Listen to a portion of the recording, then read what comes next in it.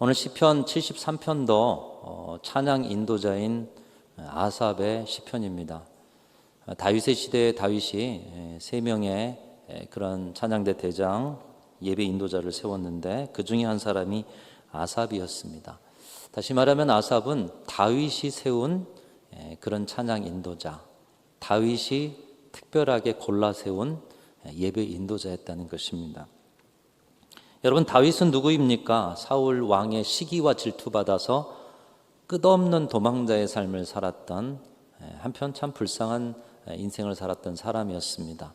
한 나라가 군대를 동원해서 한 사람을 추격해 오는데 하루 이틀도 아닌 몇 달도 아닌 몇 년을, 그래서 십수년을 도망자로 살아야 했던 다윗.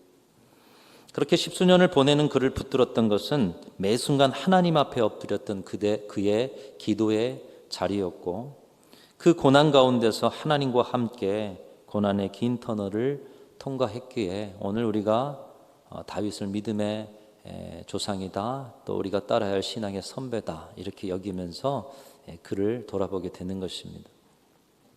그런 다윗이 세운 찬양대 대장이요 찬양 인도자라면 아삽이 어떤 사람이었는지가 짐작이 되는 것이죠. 아니다 다를까 아삽의 기도와 찬양이 시편 50편, 그리고 오늘 본문 73편에서부터 83편까지 전체 12개의 시편에 기록되어 있습니다. 그만큼 하나님이 받으실 만한 찬양이고 온 백성이 기억할 만한 찬양이라는 말씀입니다. 이 아삽이 지은 찬양은 그의 지위와 함께 온 찬양대원들의 입술을 통해 고백되고, 먼저는 자신이, 그리고 찬양대원이, 그리고 그들의 찬양을 통해서 온 백성들이 듣고 즐거워하고 은혜를 받고, 또 더불어서 그것을 자신들의 입술로 되뇌이면서 그들도 찬양을 올렸을 것입니다. 마치 오늘 찬양대 찬양처럼 그런 은혜가 이 아삽의 지위를 통해, 또 아삽의 예배 인도를 통해 온 백성에게 흘러가는 것이죠. 아삽의 찬양의 특징적인 것은 삶에 찾아오는 많은 문제와 고난들을 신앙인으로서 어떻게 극복하였는가, 이것을 보여주고 있다는 것입니다. 신앙인으로 살면서 늘 좋은 일만 있는 것이 아니죠. 때때로 찾아오는 문제, 때때로 찾아오는 많은 변수 속에서의 고난, 근데 그 고난을 맞을 때면 신앙인으로서 이것을 어떻게 극복해야 할까 해답을 구할 때가 많은데, 아삽의 찬양을 통해서 당시 이스라엘 백성들이 바로 이런 신앙의 지혜와 용기를 얻게 되었다는 것입니다. 이것은 우리에게도 그렇습니다. 신앙생활을 하면서 모든 일들에 쉽고 시원한 해답이 있으면 얼마나 좋겠습니까? 오늘도 우리가 그냥 기도하면 그냥 하늘 문이 열리고, 기도하면 삶의 문제가 간증이 되어져 버리고 해결되어 버리고 그냥 모든 일에 있어 기적이 나타나고, 그런데 우리가 신앙인이라고 해서 삶의 문제가 지나가거나 고난과 역경이 비켜가거나 날마다 기적이 펼쳐지는 것은 아님을 여러분 삶 속에서 경험하셨을 것입니다. 물론 하나님이 역사하시면, 하나님의 뜻이 있으면 오늘 이 자리에서도 하나님의 놀라운 기적은 나타나게 될 줄로 믿습니다. 그러나 일반 은총으로 지금 장마가 시작됐는데요, 우리 순천에 장마가 오지 않았으면 하는 마음에 우리가 기도한다고 장마가 오지 않겠습니까? 그러니까 일반 은총은 동일하게 우리에게 임하는 것이죠. 우리가 신앙생활을 잘해도 우리도 세상 사람과 똑같이 인생의 사계절을 경험합니다. 늘 기쁘고 늘 감사하고 늘 좋은 일만 있으면 좋겠는데 때로는 슬프고 고난스러운 일들을 우리 믿음의 사람들도 경험하게 된다는 것입니다. 아니, 오히려 신앙인이기 때문에 당하는 고난이 더 많고 인내해야 할 일들이 더 많은지도 모르겠습니다. 하나님의 능력이 나타나기보다 우리의 믿음을 흔들고 회의스럽게 하는 일들도 너무나 많아지고 있습니다. 낙심하고 실족할 일들이 우리의 신앙과 인생에 가득하다는 것입니다. 아삽도 우리와 같이 그런 일들을 경험한 사람이었습니다. 그래서 자신이 찬양대 지휘자였고 사람들 앞에 드러나는 자리에 있었음에도 불구하고 우리와 똑같은 신앙적 회의와 낙심을 그대로 고백하고 있습니다. 오늘 2절 보면 이렇게 고백합니다. 나는 거의 넘어질 뻔하였고 나의 걸음이 미끄러질 뻔 하였으니. 이스라엘 백성의 그 많은 숫자 중에 찬양을 제일 잘하고 예배를 인도할 만큼 영성 있는 사람이라고 뽑아 세운 아삽 아니겠습니까? 근데 그런 그에게도 인생 가운데 일어나는 일들에 넘어지고 미끄러지는 일들이 있었다라는 것입니다.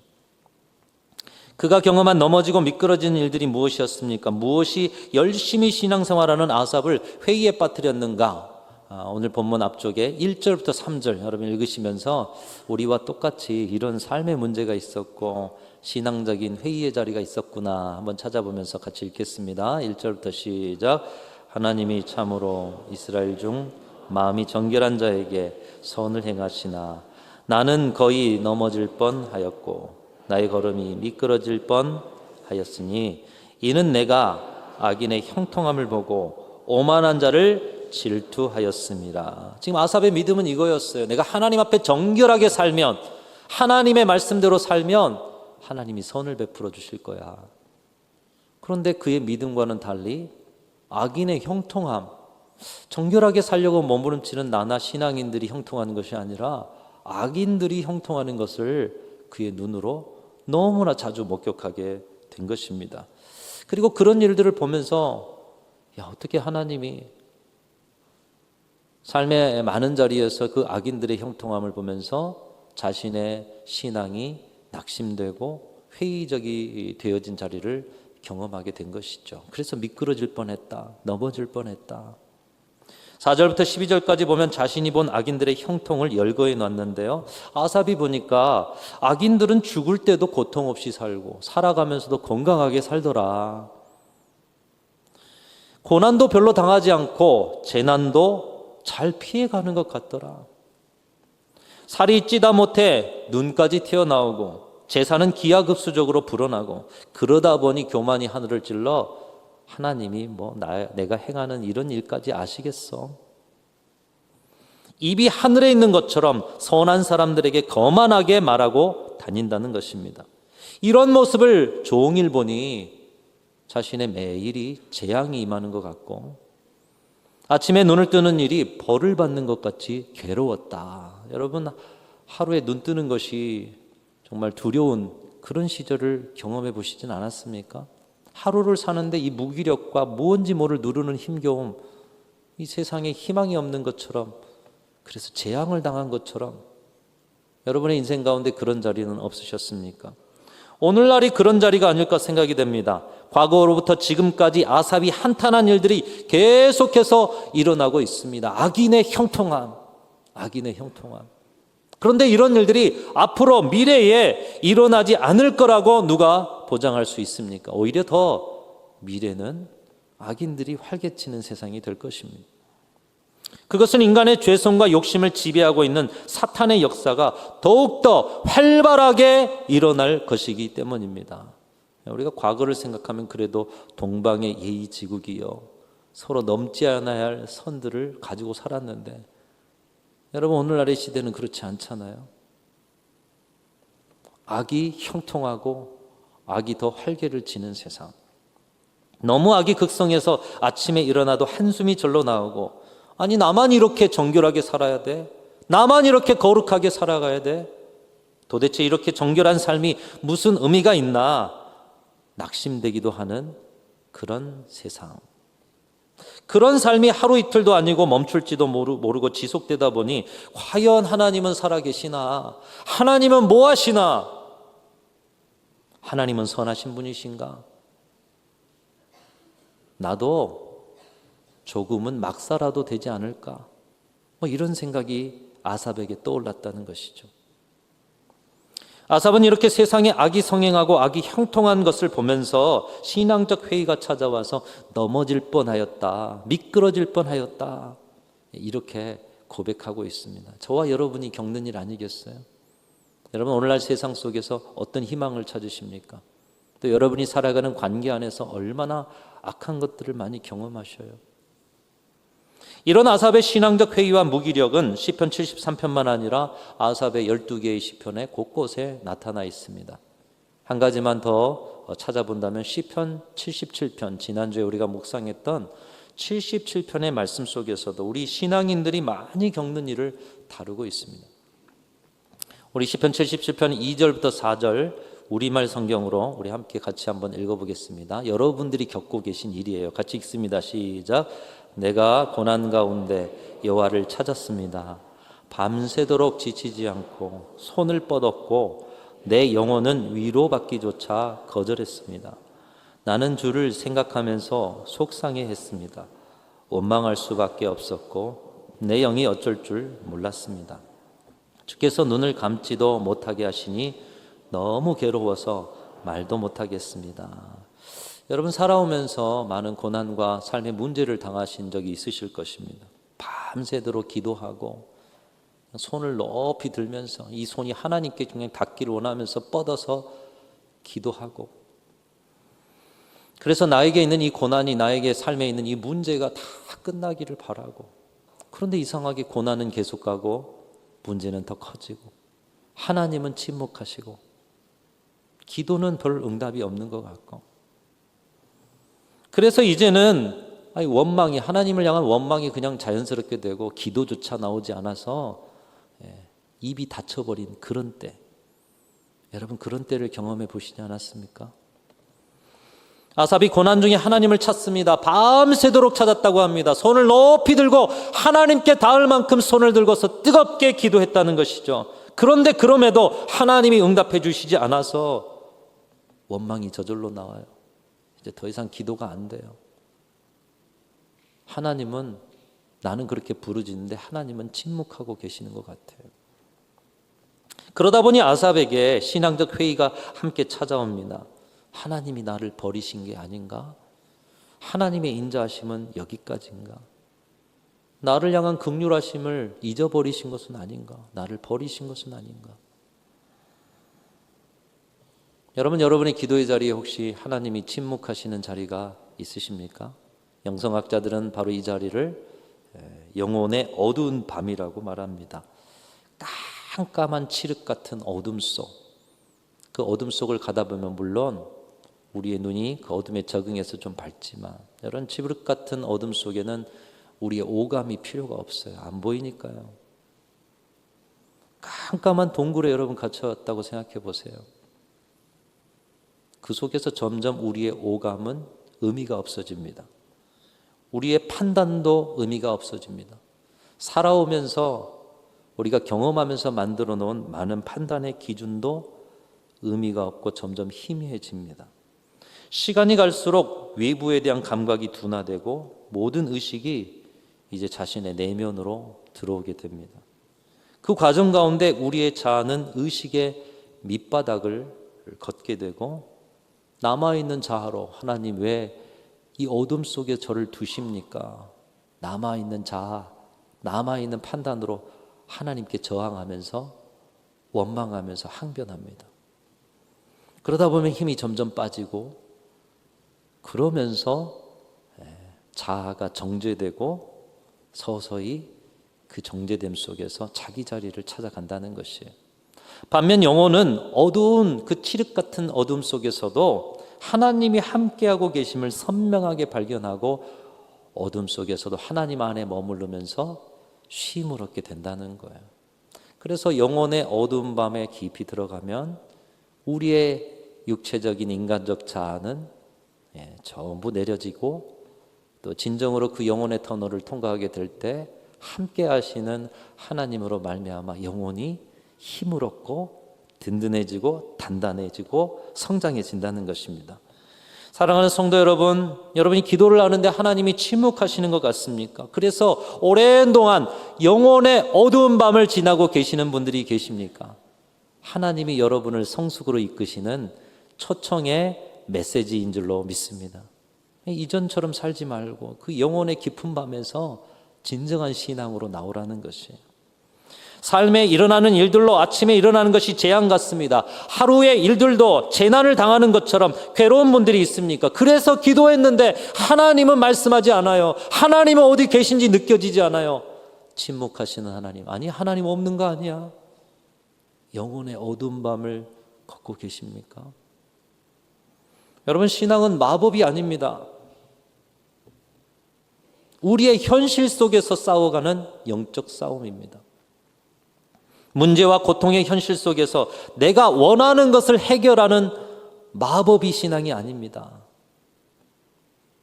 어둠의 현실 속에서도 그 현실에 함께 하시는 주님 손 붙잡고 내가 그 어둠의 현실의 터널을 통과해가는 과정이 신앙 생활인 것입니다. 내가 원하는 것을 받아내고 이루어내는 것이 영적 싸움의 승리가 아니라 내가 원하는 것을 받지 못해 고난이 계속되고 문제가 계속될지라도 하나님 손 붙들고 그 고난의 긴 터널을 살아낼 수만 있다면 바로 그 자리가 영적 싸움의 승리의 자리인 줄로 믿습니다. 여러분, 세상의 종교는 마법을 이야기해요. 갑작스럽게 뭔가 들어주는 마법. 그래서 이전에 계속해서 말씀드렸죠. 미신적 신앙, 우상적 신앙, 세상의 종교적인 신앙. 우리는 그런 신앙이 아니라고요. 마법의 신앙이 아니에요. 그 마법을 구하는 자리에서 나와서 이제는 진정한 신앙의 승리와 성숙을 맛보라고 하나님이 여러분에게 침묵으로 영혼의 어두운 밤으로 여러분을 초청하시는 거예요. 그리고 이 영혼의 어두운 밤을 잘 통과하다가 이 어둠 속에서도 하나님이 계셨구나. 내 육체적 자아는 다 내려지고 심지어 저항하는 힘까지도 다 내려지고, 그런데 내 영혼은 우리 하나님을 발견해서 소성함을 얻는 자리, 진정한 주님을 만나는 자리. 아삽이 그 영혼의 어두운 밤을 보냈던 것입니다. 그 과정에 넘어질 뻔하고 미끄러질 뻔하고 그 어두운 터널을 통과하지 못할 뻔했다라는 거예요. 그런데 이런 낙심과 실족의 일들을 극복하고 내가 그 속에서 하나님을 만났다. 여전히 상황은 바뀌지 않았어요. 여전히 하나님은 침묵하셔요. 그런데 내 영혼이 단단해졌어요. 내 영혼이 성숙해졌어요. 본문 73편에 이 아삽이 낙심과 실족을 극복하고 영적 승리를 했던 비결이 몇 가지 나와 있습니다. 첫 번째로는 그는 기도의 자리를 끝까지 지켰다는 거예요. 여러분, 우리가 하나님의 응답이 없을 때는 기도를 멈춰버릴 때가 있어요. 그런데 아삽은 끝까지 하나님 왜 말씀하지 않으셔요? 그래서 원망이 되고 실족이 됨에도 기도의 자리를 끝까지 붙들었던 것입니다. 그리고 그 자리에서 주시는 깨달음과 해답을 발견합니다. 오늘 17절 말씀인데요, 우리 같이 한번 읽어보겠습니다. 17절 시작. 하나님의 성소에 들어갈 때야 그들의 종말을 내가 깨달았나이다. 악인들이 승승장구하는 것 같습니다. 보니까 악인들이 형통하는 것 같아요. 세상의 원리는 그렇게 보입니다.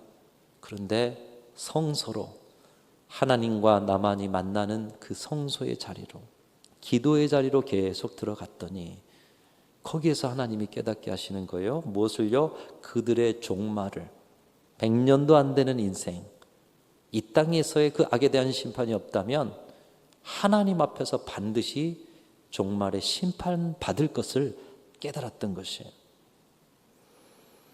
이 땅에서 심판이 아니면 하나님 앞에 받을 그 심판의 종말이 그들에게 다가오고 있다는 것이죠. 역사가 보여주듯 많은 악한 자들이 놀랄 정도로 순식간에 전멸한다는 것, 여러분 어디에서 깨달았어요? 기도의 자리에서. 고난 중에 문제 속에서 다 잊어버렸어요. 이성이 마비가 됐어요. 근데 깊이 기도하다 보니 하나님이 생각을 넣어주셔요. 악인들이 형통한 것이 아니라 그들도 종말에 심판받을 것이다. 그것을 깨닫고는 그의 낙심과 실족한 마음이 감사와 찬양으로 바뀌어지게 됩니다. 25절 말씀 보면 하늘에서는 주 외에 누가 내게 있으리요, 땅에서는 주밖에 내가 사모할 리 없나이다. 내 육체와 마음은 쇠약하나 하나님은 내 마음의 반석이시요 영원한 분기시시라. 여러분, 이 말씀을 근거로 우리 젊은이들이 찬양하죠. 하늘 위에 주님밖에, 이렇게 찬양하잖아요. 이 말씀을 근거로 내가 성소의 자리에서 이 깨달음을 주기 전까지는 악인들이 형통해서 이거 너무나도 실족한 마음이다 그랬는데, 이것을 깨닫고 나니, 악인의 종말을 깨닫고 나니 역시 하나님은 하나님이셔. 하늘 위에 내가 사모할 하나님, 내 마음과 힘은 이렇게도 연약하고 쇠약하고, 그러나 영원하신 하나님이 내 곁에 계시고 저 형통하다거나 악인들도 결국은 심판하실 분이시다. 찬송이 저절로 나오는 거예요.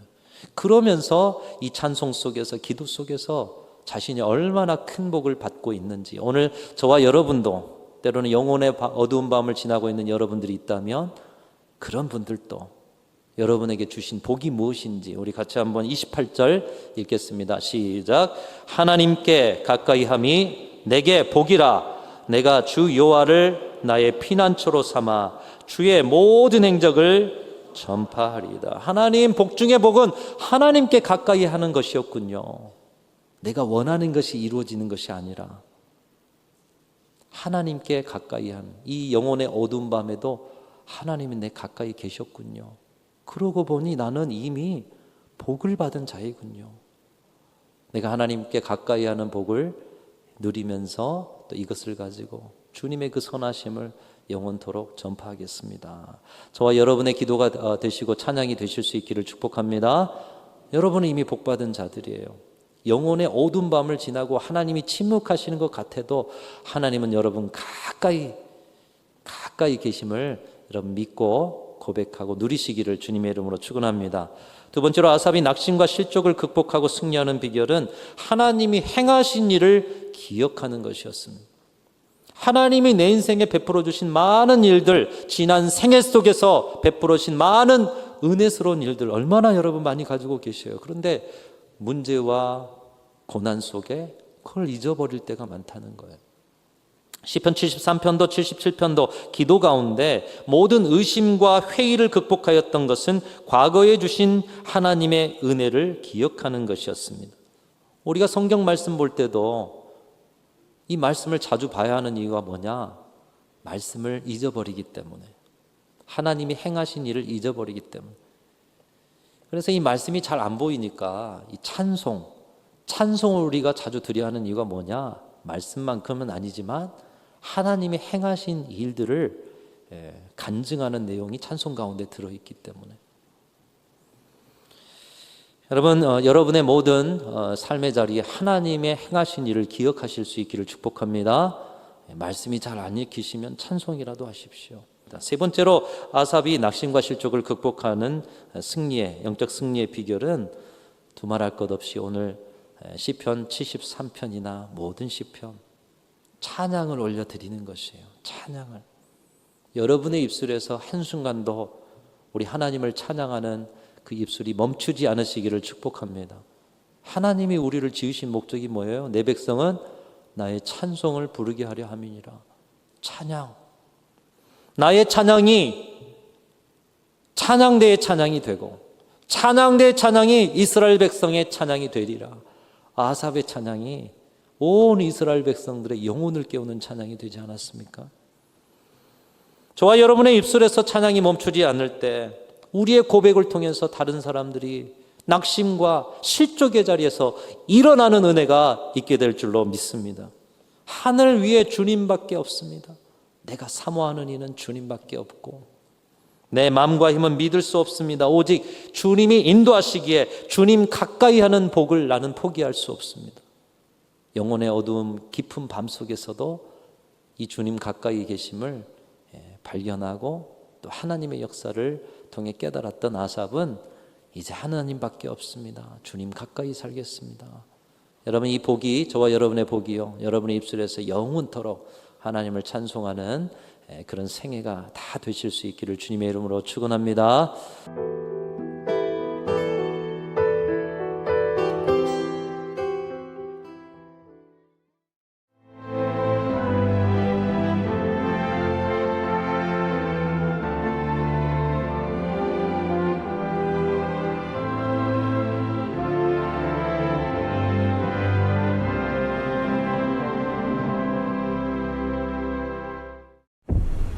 최적의 산업 인프라, 편리한 교통 인프라, 대표 2차전지 클러스터, 미래형 신산업, 해안관광의 중심지, 살기 좋은 정주 환경, 미래를 여는 투자 중심지, 광양만권 경제 자유구역.